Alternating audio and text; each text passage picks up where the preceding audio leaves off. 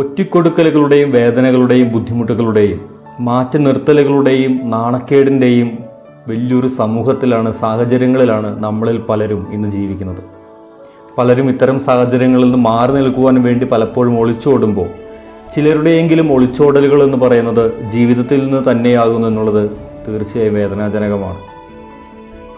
ഇവിടെയാണ് ഉദ്ധിതനായ ക്രിസ്തു നമ്മെ ഓരോരുത്തരെയും നോക്കി പറയുന്നത്, നീ ജീവിതത്തിൽ വേദനിക്കുമ്പോൾ, ബുദ്ധിമുട്ടുകളിലൂടെ കടന്നു പോകുമ്പോൾ, ജീവിതത്തിൻ്റെ രണ്ടറ്റങ്ങൾ തമ്മിൽ കൂട്ടിമുട്ടിക്കുവാൻ നീ പെടാപ്പാട് പെടുമ്പോൾ ഒരല്പനേരമെങ്കിലും ഈ കുരിശിനെ നീ ധ്യാനിക്കണം.